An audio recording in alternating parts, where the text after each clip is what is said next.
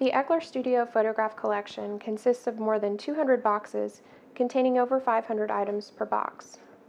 Negatives and proofs from individual photography sessions are filed upright in highly acidic paper folders contained in wooden crates.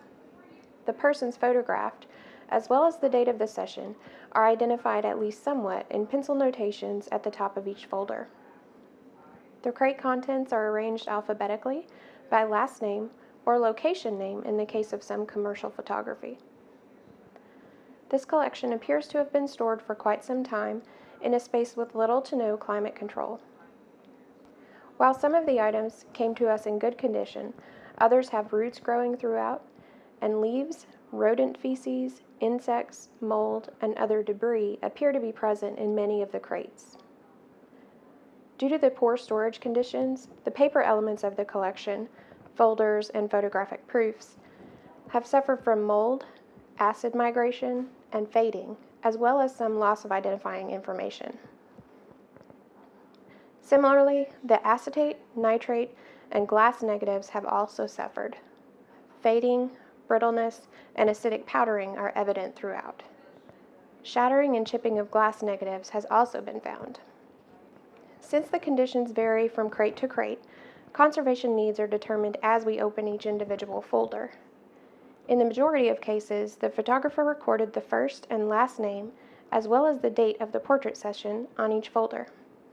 In some instances, we even have the person's address, military ranking, or other affiliation. This information will be transferred to our database, and the highly acidic envelopes are discarded. Contents of folders vary, but include any number of the following materials: acetate, nitrate, or glass plate negatives, photographic proofs, postcard proofs, and sometimes letters or notes written by the photographer or one of his customers.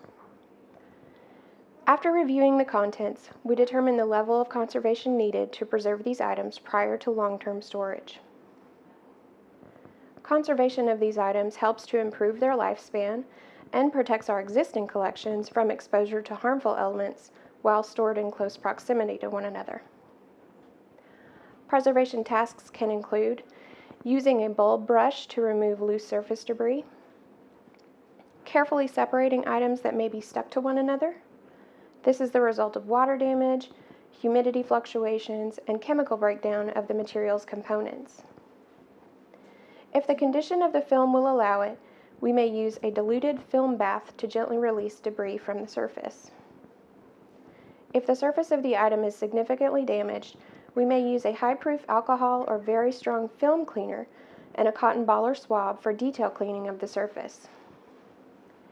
In some cases, such as badly deteriorated nitrate film that could pose a risk to other collections, scanning the item and discarding the original may be the wisest preservation decision.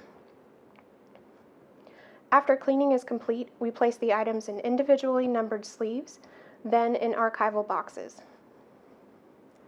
Finally, an entry is made into the database for each item. We record any creator's notes found on the original folders, including first name, surname, date, and any other pertinent information, as well as the item's description, format, size, and the assigned unique identification number. When the long process of conservation is complete, the preserved collection will be stored in a climate-controlled archival vault and be accessible to researchers for years to come. We are so grateful to have been given the opportunity to preserve these images of Arkansas's history.